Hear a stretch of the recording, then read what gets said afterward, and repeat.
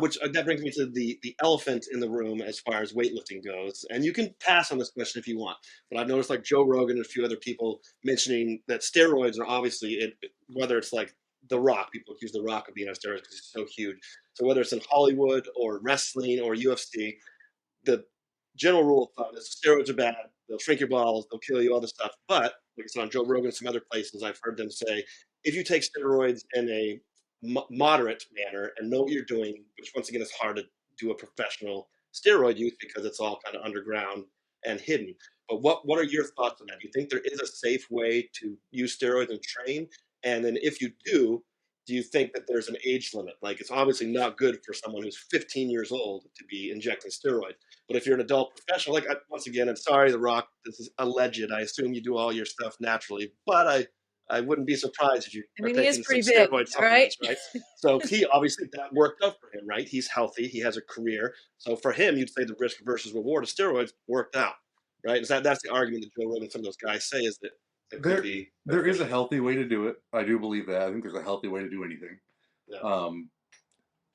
I think it's not very easy to do things the healthy way when it comes to things like steroids or any sort of illegal drug. Yeah. If you ask somebody to do cocaine responsibly, no one's gonna. Is it possible? I think so. Can an average person do it? Nope, probably not. Yeah. I imagine that's probably pretty difficult. Yeah. But there is a healthy way to do it, and I'm sure if anybody, The Rock would be the person who could do it if he does do it allegedly.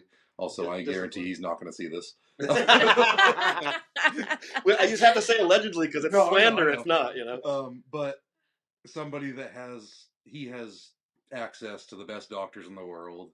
He has access to stuff that he knows there's nothing else put in it. But just like any drug, steroids or something, you don't know what's in there. You're buying it from somebody that most likely made it in their bathtub, or it's being shipped from overseas, and you have no idea who's some weird chemical from China. So there is a healthy way to do it, but just like someone doing drugs here in could be in Maine, there could be fentanyl in whatever drug they're doing. Yeah. In steroids, probably not going to be fentanyl, but there could be something else in there that's not good. You don't know. Or they could be giving you a different steroid that you didn't ask for. And so I do believe there's a healthy way, but it's very difficult because if you're going to get it from a really good source, it's going to be really expensive.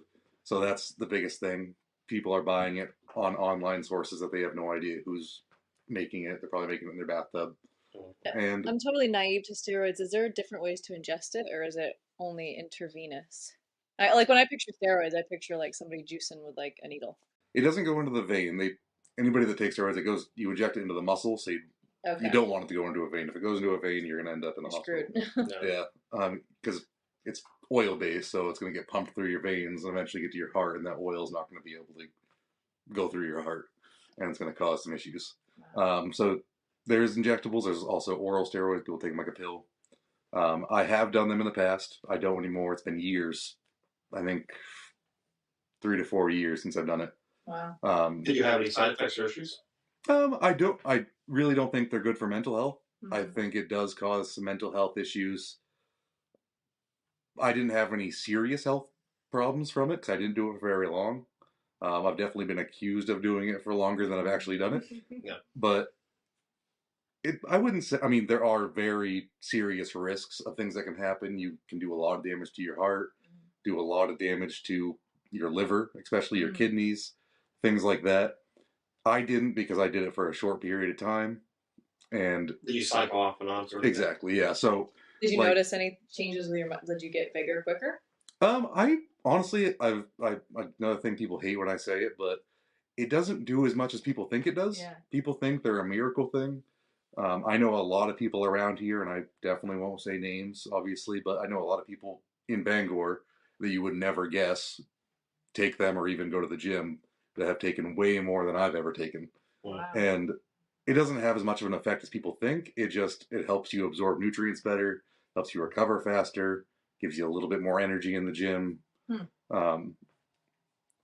Honestly, I think the worst and best things I noticed when I took them, the worst thing I would say is the sweating. Ooh. Makes you sweat. Like, I remember sleeping in bed one day, and there was a good couple weeks where I'd wake up and every day there'd be like an imprint of my body in the sheets from the sweat. Nasty. Because you just sweat through the night, and it's gross. It was awful. And you should have bottled that up and still Garrett's fragrance. Garrett's sweat. Garrett's fragrance, yeah. Scento Garrett. Take a shot a day. Yeah, absolutely. Well, did you know anybody that had crazy side effects? Like, did anybody have to have a testicle removed or anything? Nothing like that. I mean, I know somebody that took them against me telling them not to, and they ended up with some severe acne that caused problems and scarring and stuff like that. That's actually an issue I never really got from it. I don't know. That's probably a genetic thing. I think some people are more, because of their genetics, they have a higher chance of producing more acne, I guess. That's something I just never had an issue with. In turn with the acne. I mean, with the sweating. I got back hair out of it. I guess that's a pretty terrible thing. I gotta shave my back now. That's Stop.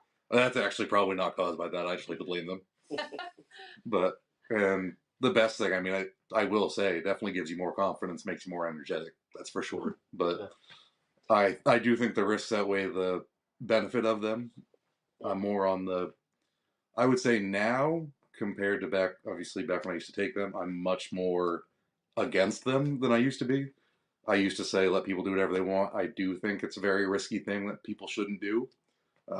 Because there's a lot of people, I'm a very even-keeled person. I have a very long fuse, takes a lot to anger me. So I never experienced any sort of rage issues or anything like that. But I know a lot of people that have. And they basically make you more of who you already are. Yeah. So there's a lot of people that aren't very, even without them, are not very even-keeled. They're a little bit more temperamental. Yeah. And then they take them and they end up just becoming more of an asshole. Yeah. So I do think the risks outweigh the benefits, and I encourage people not to do it. But if you have a goal of being a professional bodybuilder, a professional powerlifter, or a lot of other sports, I don't say you need them, but if you have that goal and you want to use them to help you reach that goal, I say go for it under proper medical supervision. Make sure, I'd say at least be 23 years old. Don't take it before that. If your age ends in the word teen, don't even look at them. Yeah. And that's unfortunately the people who do it the most and end up with the most problems because they take it at a young age. Especially the mental health, like you said. Right, because your brain's still developing and you start pumping in all those extra hormones, things are going to happen over time. Yeah. And, you know, it's one of those things where if you can make a good decision about weighing out the risks and the rewards, make a good decision for yourself, but I encourage people not to do it. I think it's more impressive also if you can push your body naturally to see how far you can get naturally and then try it. I think the best age to do it would be after the age of 30. I think push yourself, see what you can do naturally until you're 30 and then try it. And a lot of people do that. There's a lot of professional bodybuilders that didn't become professionals until in their 30s because they waited. And they end up with the nicest physiques, in my opinion. Yeah, natural.